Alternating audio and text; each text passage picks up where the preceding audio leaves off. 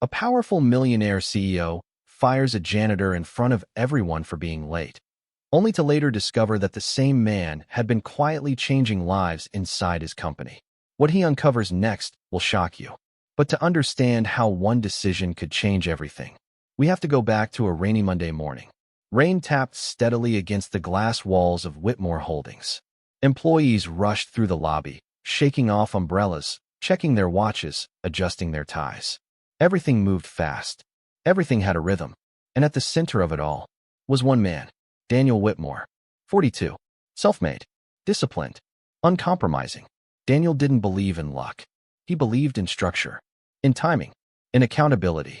Success isn't complicated, he often told his team. Show up, do your job, deliver results. That mindset had built him everything. A multi-million-dollar real estate empire, a reputation for precision, and a company that operated like a machine. But lately, that machine had been under pressure. Investors were watching more closely. Deadlines were tighter. Mistakes were becoming more costly. And Daniel had responded the only way he knew how, by tightening control. No delays, no excuses, no exceptions. Across the same building, long before most employees arrived, a different routine unfolded. In the quiet hours before sunrise, when the offices were empty, when the floors echoed with silence, a man worked. Samuel Carter, 58, janitor. While others built careers, Samuel built survival. His day didn't start with coffee. It started with responsibility. Years earlier, Samuel had lost his wife.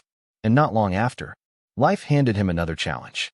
His young granddaughter, sick, fragile, dependent on him. Medical bills piled up. Time became limited. Options became fewer. So Samuel did what he had always done. He kept going, cleaning floors, taking extra shifts, working late nights, early mornings. But what made Samuel different wasn't just his struggle. It was how he treated people. He noticed things others ignored. A security guard skipping lunch? Samuel would quietly hand him a sandwich. An intern sitting alone, overwhelmed? Samuel would offer a few words. Don't give up. You're doing better than you think. A coworker stressed? He'd stay a little longer to help clean their area. No recognition. No reward. Just kindness. Because Samuel knew something most people forgot. When you have nothing, kindness becomes everything. That Monday morning started differently. At 5:00 a.m., Samuel wasn't at work. He was in a hospital room, sitting beside his granddaughter, holding her hand, telling her everything would be okay, even though he wasn't sure it would. Machines beeped softly. Rain tapped against the windows. Time slipped away. By the time Samuel left, he was already late. He rushed through the streets, rain soaking through his jacket, shoes heavy, breathing uneven, because he knew something important. Being late wasn't acceptable. Not here. The lobby doors opened. Samuel stepped inside, wet, tired, trying to catch his breath.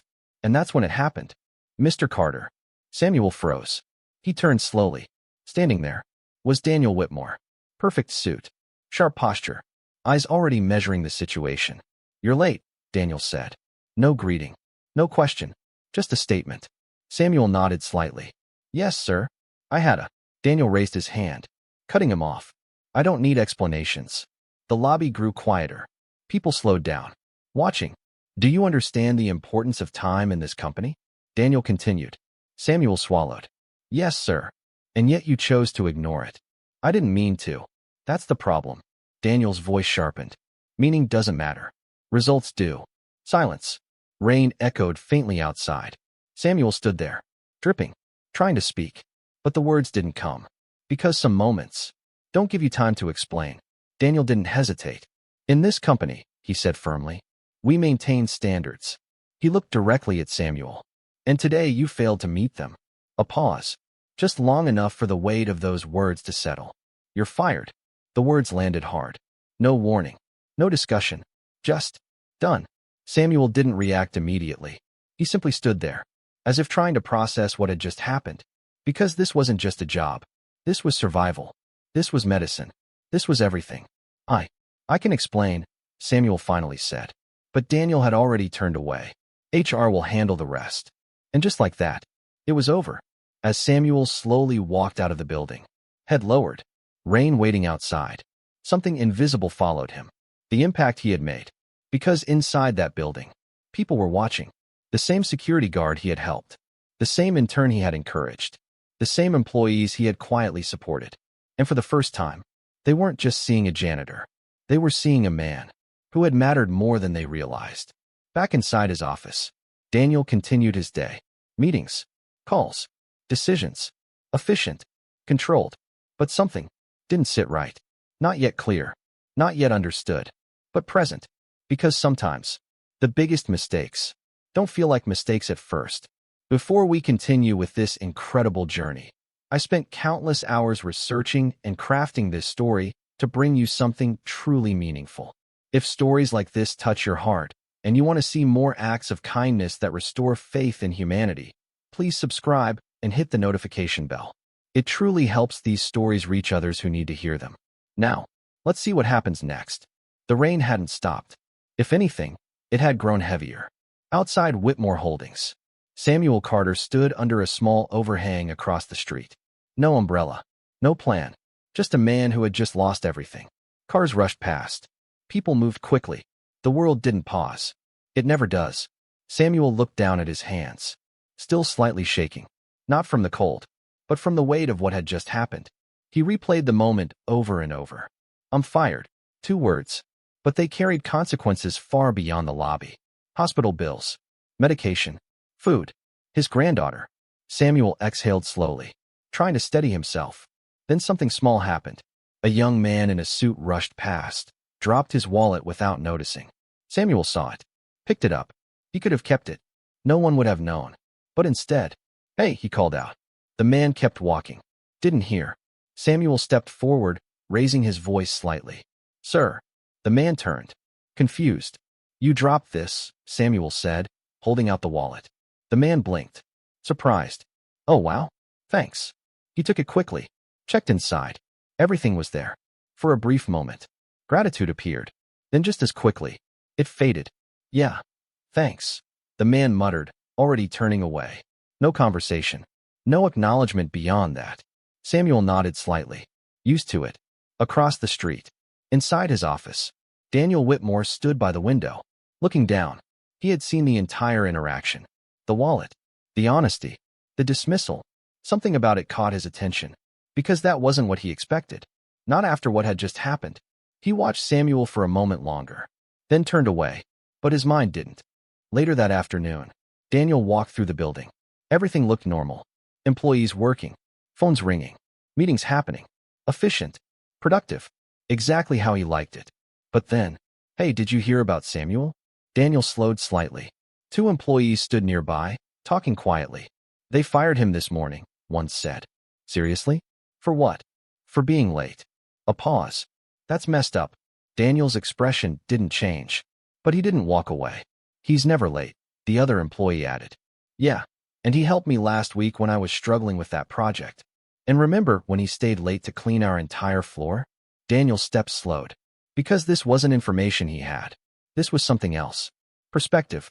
The deeper Daniel moved through the building, the more he heard. A security guard speaking quietly with a coworker. "Man, Samuel bought me lunch last week when I forgot mine." An intern near the elevator. "He told me not to quit when I wanted to walk out." A cleaner in the hallway. "He always stayed back to help me finish my shift." Small things, but consistent, repeated, real. And suddenly, a different picture began to form. Not of a janitor who was late, but of a man who mattered.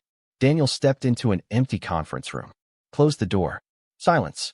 For the first time that day, he wasn't thinking about deadlines, or investors, or performance.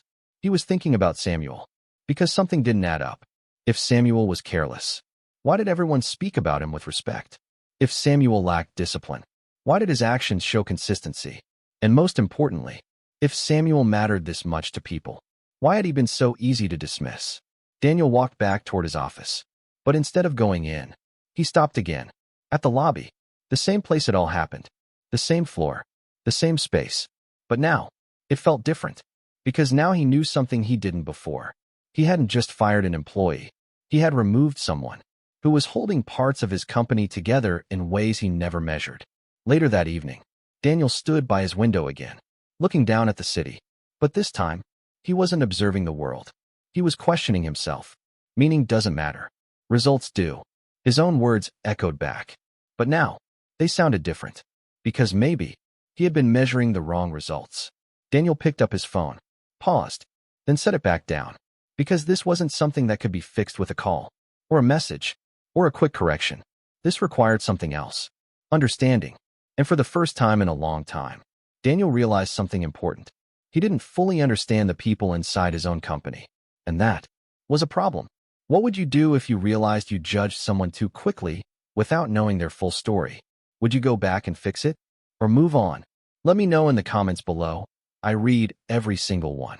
The next morning, the rain had stopped, but something else lingered. Inside Whitmore Holdings, the atmosphere felt slightly different. Not visibly, not dramatically, but subtly, because news had spread. Did you hear about Samuel? Yeah, they fired him yesterday. Man, that doesn't sit right with me. Whispers moved through hallways. Quiet conversations filled corners. And for the first time, people weren't just working. They were thinking. Daniel walked through the building again. Same routine, same posture, same control. But now, he wasn't just seeing performance. He was noticing people. Small things. A distracted employee. A tired face. A forced smile. Things he had ignored before. Then he saw her. A young intern sitting alone at her desk. Staring at her screen. Not working. Just sitting. Daniel paused. Something about her expression felt familiar. Is everything okay? He asked. The intern looked up quickly. Surprised. Yes, sir. Daniel didn't move. You don't look okay. The words came out more naturally than he expected. The intern hesitated, then said quietly, I was just thinking about Samuel. That name again. Daniel felt it. He helped me a lot, she continued. When I first started, I wanted to quit. Daniel frowned slightly. Why? I didn't feel like I belonged here. She looked down. But he told me something. Daniel waited. He said, you don't need to belong yet. Just don't give up before you do. Silence. Daniel didn't respond immediately, because that wasn't something he had taught. That wasn't company training. That was something else. Human. As the day went on, more stories surfaced. A receptionist who said Samuel stayed late to help her finish paperwork. A security guard who said Samuel once covered his shift so he could attend a family emergency. A cleaner who said Samuel never left without asking if anyone needed help. Each story was small, but together, they formed something powerful. A pattern. A man who gave more than he received. A man who made the workplace better, without ever being asked. That evening, Daniel sat alone in his office. The building quiet again. But this time, the silence felt heavier. Because now, there were questions he couldn't ignore. Had he made the wrong decision? No. He corrected himself. The decision wasn't wrong. The information was incomplete. And incomplete information leads to incomplete judgment. Meanwhile, across town, Samuel Carter faced a different reality. He sat in a small hospital room, his granddaughter asleep beside him, machines humming softly, a bill resting on the table. Unpaid. Samuel looked at it, then looked at her, and for the first time, he allowed himself to feel it. Fear. Because this wasn't just about losing a job. This was about losing stability, losing control, losing time. He exhaled slowly. I'll figure something out, he whispered, even though he didn't know how. Back at the company, something unexpected began to happen. People started helping each other more. Small gestures, covering shifts, sharing food, checking in, not because of policy, but because they were thinking about Samuel. Because one person's absence had exposed something deeper, what the company was missing. The next day, Daniel stood in the lobby again. The same place, the same floor. But now, he saw it differently. He remembered the moment. The words, you're fired. And for the first time, he felt something he hadn't allowed himself to feel before. Regret. Not emotional, but real. Because now he understood something critical. He hadn't just enforced discipline. He had removed value. Daniel turned to his assistant. I need Samuel Carter's file. She looked surprised. Sir, he's no longer. I know, Daniel said, but I need it anyway. Minutes later, the file sat in front of him. Basic information. Employment history. No warnings. No issues. Clean. Consistent. Reliable. Daniel stared at it. Because nothing in that file matched what he had just learned. And that meant one thing. There was a gap between what was recorded and what actually mattered. Daniel leaned back in his chair. For a moment, he considered letting it go, moving forward, focusing on bigger things. That's what most leaders would do. But something stopped him. Because deep down, he knew this wasn't just about Samuel. This was about the kind of leader he was becoming, and the kind of company he was building. Daniel stood up, picked up his coat, and for the first time in years, left the building. Not for a meeting, not for business, but for something personal. He was going to find Samuel. Because some mistakes can't be corrected from behind a desk. The city felt different that evening. Not quieter, not slower, but heavier. For Daniel Whitmore, this wasn't just another decision. This was personal now. He stood outside the hospital entrance, looking up at the building. Something he rarely did. Pause. Because inside was a man he had dismissed in seconds. And now, he was about to face the consequences of that decision. Daniel walked in. The smell of antiseptic filled the air. Machines beeped softly in the distance. People moved quietly through hallways. At the reception desk, he asked, "I'm looking for Samuel Carter." The nurse looked up. Room number given. Direction pointed. Daniel followed, each step slower than the last. Because this wasn't business. This was accountability. He stopped outside the room, doors slightly open. Inside, he saw Samuel, sitting beside a hospital bed, holding a small hand. His granddaughter, pale, fragile, sleeping. Samuel leaned forward slightly, whispering something softly. A promise. Daniel didn't move. Because in that moment, everything became clear. The lateness, the silence, the unfinished explanation. It wasn't negligence. It was responsibility. The kind Daniel claimed to value, but had failed to recognize. Daniel knocked lightly. Samuel turned, surprised. For a moment, neither spoke. Then Samuel stood slowly. "Mr. Whitmore." No anger, no resentment, just recognition. Daniel stepped inside. "I didn't know," he said. Simple words, but they carried weight. Samuel nodded slightly. "I figured you didn't." No accusation, no bitterness, just truth.